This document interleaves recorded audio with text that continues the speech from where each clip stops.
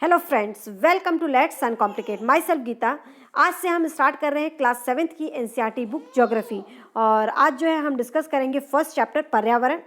Already मैंने class 6 की history और ज्योग्राफी आपको कंप्लीट करवा चुकी हूँ। प्लेलिस्ट में जाइए और वहाँ से वीडियो देखकर सीक्वेंस में अपनी तैयारी कीजिए। थोड़ा सा टाइम लग गया क्लास 7th के ज्योग्राफी के चैप्टर स्टार्ट करने में due to some reason, but अब क्लासेस कंटिन्यू रहेंगी तो ध्यान से देखिए और अच्छे से पढ़िए, अपनी तैयारी बेहतर तरीके से कीजिए क्योंकि हमारे पास 2 से ढाई महीने हैं और इतना टाइम इनफ होता है अगर आप अपनी तैयारी अच्छे से करते हैं तो। चलिए स्टार्ट करते हैं बिना टाइम वेस्ट किए। और आपसे एक रिक्वेस्ट है कि प्लीज़ वीडियो अंत तक देखिए और अपना फीडबैक ज़रूर दीजिए। और अगर वीडियो आपको यूज़फुल लगे, हेल्पफुल लगे तो आप जो है प्लीज़ इसे एक लाइक कीजिए, लोगों के साथ शेयर कीजिए ताकि और लोगों को जो है आपकी तरह उन्हें भी हेल्प मिल सके। चैनल सब्सक्राइब नहीं किया है तो सब्सक्राइब कर सकते हैं क्योंकि यहाँ पे पूरी सी टेट की प्रैक्टिस करवाई जाएगी अगर आपको यूज़फुल लगता है तो चलिए स्टार्ट करते हैं। तो हमारा जो चैप्टर है वो है पर्यावरण। बहुत ही बेसिक सा चैप्टर है और बेसिक क्वेश्चंस बनते हैं, लेकिन क्वेश्चंस बनते ज़रूर हैं और पूछे भी जाते हैं। तो हम सब लोग जानते हैं कि पर्यावरण जो है हमारे लिए बहुत ज़्यादा ज़रूरी है, बहुत ही महत्वपूर्ण है, लेकिन हम जो है डे बाय डे जो है इसका दोहन करते जा रहे हैं। पर्यावरण का इतना प्रयोग कर रहे हैं कि पता नहीं आने वाली जो भावी पीढ़ी है उनके लिए कुछ बचेगा भी या नहीं। तो इसको समझते हैं कि क्या है ये। हम सब लोग जानते हैं कि पर्यावरण जो है हमारे जीवन का आधार है। हम जो सांस लेते हैं वो हवा भी हमें जो है ये पर्यावरण ही देता है, और पीने के लिए जल, खाने के लिए भोजन, फल फ्रूट, और रहने के लिए जो है भूमि, आवाज़ जो प्रदान करता है, ये सब जो है पर्यावरण की ही देन है। लेकिन इसके बावजूद भी क्या पर्यावरण की हम इज्जत कर रहे हैं? पर्यावरण का प्रयोग सही तरीके से कर रहे हैं? नहीं। तो देखते हैं कि पर्यावरण ने हमें क्या दिया है, मानव के द्वारा क्या बनाया गया है, मानव से क्या चीज़ें आई हैं। तो इन सब चीज़ों को जो है हम अच्छे तरीके से समझते हैं ताकि कैसे भी क्वेश्चन घुमा के पूछा जाए तो वो आपका गलत ना हो। तो सबसे पहले समझिए कि पर्यावरण के घटक कितने हैं। तो पर्यावरण के 3 घटक हैं। क्वेश्चन पूछा गया है कि पर्यावरण के घटक कितने हैं, तो वो है प्राकृतिक, मानव और मानव निर्मित घटक। आपको क्वेश्चन किस तरह से पूछा जाता है, जैसे कि प्राकृतिक घटक कौन कौन से हैं? जल, वायु, स्थल और सजीव, जिसे हम जल मंडल, वायुमंडल, स्थल मंडल और जैव मंडल भी कहते हैं। और ये इसके बारे में हम जो है ऑलरेडी 6 क्लास के जो लास्ट चैप्टर है उसमें हम प्रमुख परिमंडल, पृथ्वी के प्रमुख परिमंडल जो है उसमें हम डिस्कस कर चुके हैं। तो आपको जो है ये क्वेश्चंस कैसे पूछा जाता है मैं वो बता रही थी। जैसे कि आपको स्थल, वायु, जल और एक आपको दे देगा परिवार, तो पूछ सकता है इसमें से कौन सा प्राकृतिक घटक नहीं है। तो अब जल, वायु और जल, वायु और स्थल, ये तीनों ही आपके प्राकृतिक घटक है, लेकिन परिवार क्या प्राकृतिक घटक है? नहीं, ये मानव घटक है। तो इस प्रकार से जो है आपसे ये क्वेश्चन बनता है। तो 3 घटक जो है प्राकृतिक, मानव और मानव निर्मित। तो प्राकृतिक के अंतर्गत हमें पता है जल, वायु, स्थल और सजीव चीज़ें आ जाती हैं। लेकिन मानव में क्या क्या आता है? जैसे कि एक व्यक्ति, परिवार, समुदाय, धर्म, ये जो सब कुछ चीज़ें हैं, शैक्षिक, आर्थिक, राजनीतिक स्थिति, ये सब क्या है? मानव की देन है। लेकिन मानव के द्वारा क्या बनाया गया है? जैसे कि मानव ने इमारतें बनाई, पार्क बनाया, पुल, सड़क और उद्योग, स्मारक, ये सब क्या है? मानव निर्मित घटक हैं। तो आगे देखते हैं। मानव निर्मित मतलब कि प्राकृतिक एवं मानव निर्मित जो घटनाएं, एक तरह से हम पर्यावरण को क्या कह सकते हैं कि ये जो प्राकृतिक और मानव निर्मित घटनाओं का एक मिश्रण है। तो हम ये कह सकते हैं कि किसी भी जीवित प्राणी के चारों ओर जितने भी पाए जाने वाले लोग, स्थान, वस्तुएं या प्रकृति जो है उसको क्या कहते हैं? पर्यावरण। मतलब हमारे आसपास जो लोग हैं, जो स्थान है, जो चीज़ें हैं, ये सब क्या है? पर्यावरण की ही देन है। और ये प्राकृतिक एवं मानव निर्मित परिघटनाओं का एक तरह से मिश्रण है। तो प्राकृतिक पर्यावरण में पृथ्वी पर पाई जाने वाली 2 जो है परिस्थितियां सम्मिलित हैं, एक जीवीय और एक अजीवीय। तो जीवीय क्या होती है, अजीवी, ये भी क्वेश्चन पूछा जाता है। तो जीवी क्या होती है? जितने भी सजीव जो सांस ले सकते हैं, वो प्राणी जो सांस इस संसार में ले सकते हैं उन्हें जीवी कहते हैं। और अजीवी जितने भी निर्जीव चीज़ें हैं, तो जितने भी निर्जीव चीज़ें संसार में हैं वो क्या है? अजीव। जीवी जैसे कि पादप और जंतु, और अजीव क्या है? जैसे कि स्थल, जैसे कि वायु, जैसे कि जल, ये क्या है? अजीव। लेकिन पादप और जंतु जो कि सांस ले सकते हैं ये क्या है? जीवी हैं। आगे देखते हैं प्राकृतिक पर्यावरण क्या है। तो सबसे पहले समझ लीजिए पर्यावरण क्या है। जो पर्यावरण शब्द है, पर्यावरण मतलब कि इन्वायरमेंट शब्द की उत्पत्ति जो है फ्रेंच शब्द से हुई है। कौन से? फ्रेंच शब्द से एनवायरोनेर, एनवायरोनेर बोलते हैं और एनवायरोनेर भी बोलते हैं, सॉरी एनवायरोनेर भी बोलते हैं। तो इन्हीं दो शब्दों से जो है इनकी उत्पत्ति हुई है और ये फ्रेंच शब्द है। और हम सब लोग जानते हैं एनवायरनमेंट का मतलब क्या होता है, मतलब हमारा आस पड़ोस। तो जो पर्यावरण की उत्पत्ति हुई है वो किससे हुई है? फ्रेंच शब्द एनवायरोनेर। तो ये आपको पता होना चाहिए।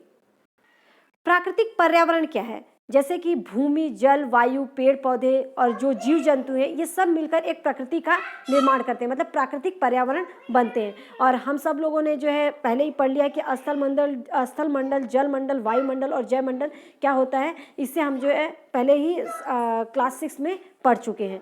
तो स्थल मंडल क्या होता है, ये हमने देखा था कि जो भी पृथ्वी की ठोस प्रॉपर्टी है, मतलब कि पृथ्वी का वो ठोस भाग, मतलब वो ऊपरी परत जो कि पतली उससे बनी हुई है, सॉरी जो कि चट्टानों से बनी हुई है, मतलब कि पृथ्वी की ठोस प्रॉपर्टी या कठोर भाग जो मतलब पृथ्वी की ऊपरी परत है, उसको क्या कहते हैं? स्थल मंडल। और ये जो है किससे बना हुआ है?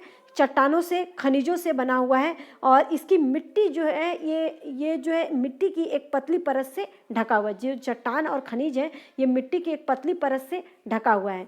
तो जिसमें कि क्या क्या होता है? पहाड़, पठार, मैदान, घाटी, ये सभी स्थलाकृति जो है वहाँ पे हैं, पाई जाती है। ये सभी स्थलाकृति जो है इस धरातल पर पाई जाती हैं। और ये स्थलाकृतियाँ जो है महाद्वीपों के अलावा यहाँ पे महासागर की सतह भी पाई जाती है। तो नॉर्मल आपको पता होना चाहिए कि स्थल मंडल वाला भाग जो है वो है जो पृथ्वी की ऊपरी परत, मतलब कठोर सतह, जिसे जो कि चट्टानों और खनिजों से बनी हुई है और ये मिट्टी की पतली परत से ढकी गई है। और इसी मिट्टी की पतली परत पर ही जो पहाड़, पठार, मैदान, घाटी, सब प्रकार की जो स्थलाकृतियाँ पाई जाती हैं। और इसके अलावा यहाँ पर इन स्थलाकृतियों के अलावा यहाँ पे महासागर भी पाए जाते हैं। तो स्थल मंडल का जो क्षेत्र है वो समझ लीजिए, स्थल मंडल वह क्षेत्र है जो हमें वन, कृषि, मानव और बस्तियों के लिए भूमि, पशुओं को चरने के लिए घास स्थल प्रदान करता है और खनिज संपदा का भी एक स्रोत है। वो क्या कहलाता है? स्थल मंडल।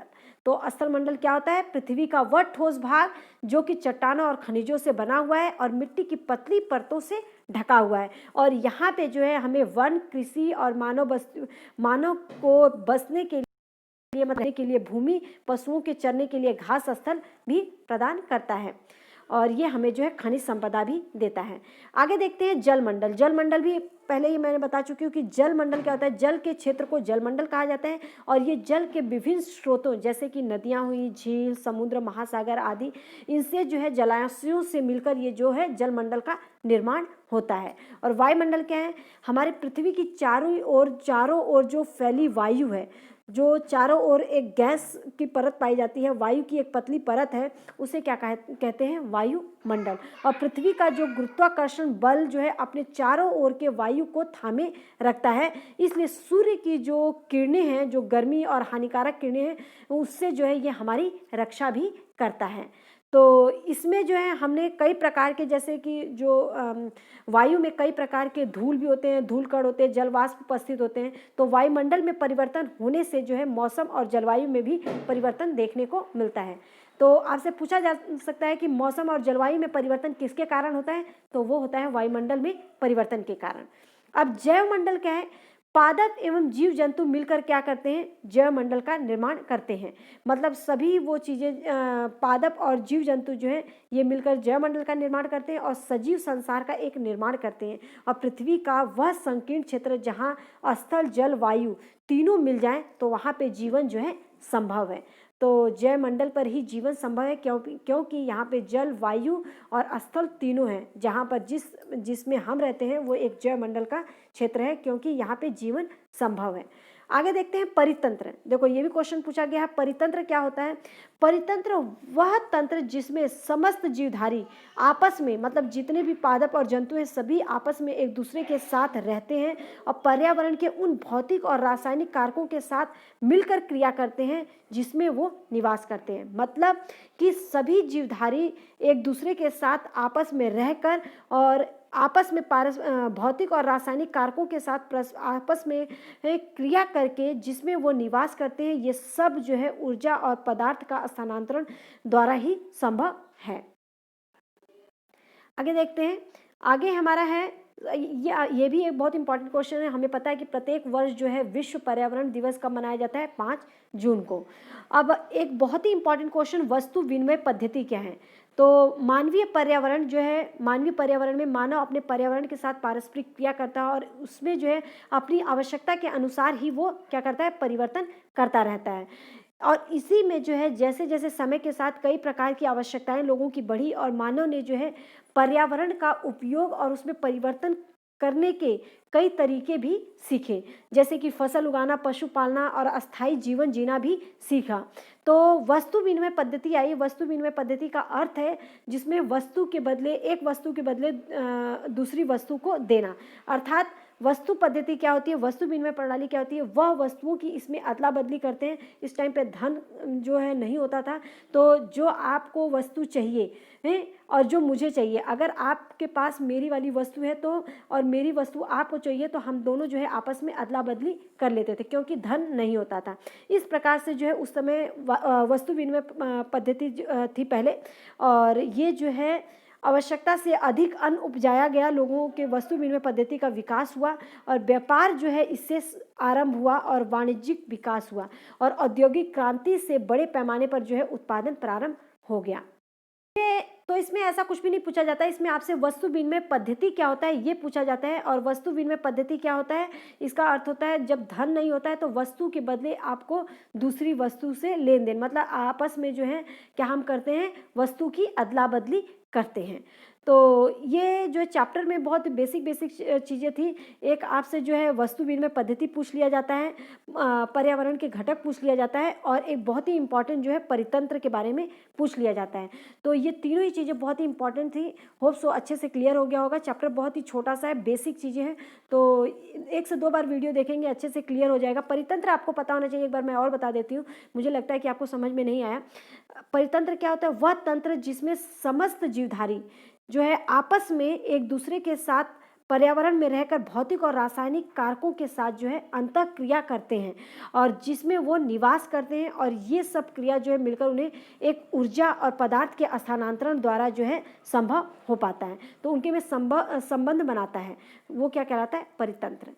तो होप सो अच्छे से क्लियर हो गया होगा। वीडियो अगर आपको यूज़फुल लगता है कि इससे आपको हेल्प मिल रही है, तो प्लीज़ एक लाइक कीजिए, लोगों के साथ शेयर कीजिए ताकि और लोगों को हेल्प मिल सके। Thank you.